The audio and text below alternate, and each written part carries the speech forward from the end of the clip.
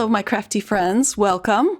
I'm going to be creating a fun, quick and easy birthday card using the 3D embossing folder of the month from Spellbinders. I had to do a separate video on this one because I love this folder so much. It's called Balloons and Banners. So I'm going to spray it on each side about 2 times before I put it in the embossing folder and run it through my Spellbinders Platinum 6. It just helps soften the fibers so you don't get any cracking with these very detailed 3D embossing folders. So the white embossing is really hard to pick up on the camera, but you're going to get a really good look at what this embossing folder can do because I'm going to ink blend some Distress Oxide inks over it, starting with some Wilted Violet. I'm using a blending tool because I don't want to get into all of the nooks and crannies on this paper. I like to see the white outlines around the images. I tried this with a blending brush and it just completely coats the whole paper, which is a nice look as well. But I wanted to preserve the white outlines around these images. So the next color I'm using is called Picked Raspberry. I just want some bright, happy colors for this birthday card. And then the last color I'm using is Salvaged Patina. Please excuse my voice. I am not sick. I just have the worst springtime allergies. Even though I take my allergy medicine, I still end up sounding like this. It's just been horrible. As you can see, I'm allowing a lot of the white of the paper to show through. But there is a section kind of in the middle to the left that doesn't have any embossing. And that's where I'm going to put my sentiment. But I am going to cover it a little bit with some of this Salvaged Patina. I'm coming back in with a really small blending brush just to darken the color of this Salvaged Patina on the balloons. And I'll do the same with the pink and the purple inks as well. I just want to darken up the balloons a little bit more.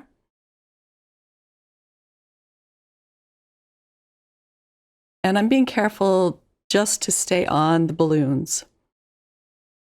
I think I may need to re-ink these pads. They seem like they're a little bit dry.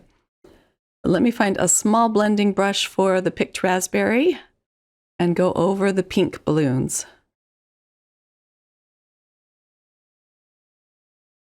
I'm going to set this aside to dry for just a few minutes while I work on my sentiment. The sentiment comes from the Clear Stamp and Die of the Month Club for May. And this is also a birthday-themed set. I'm putting down some anti-static powder first because I'm going to emboss this with some white embossing powder. I'll ink it up with some Versamark ink. And then I can pour over the white embossing powder. I just put a piece of type paper underneath so that I can catch the white embossing powder. And then I'll let my heat tool warm up for about 60 seconds and then I can melt this. So there is a die for each of the sentiments. And I'll pull out the die for this and then run this through my machine. I really like how these dies cut out the sentiments. They're really close to each letter. I'm going to put down some waterfall cardstock onto my white card base. I did cut my main panel down a little bit so there would be a border around it. And then I'll just use some liquid glue to attach this onto the blue waterfall cardstock.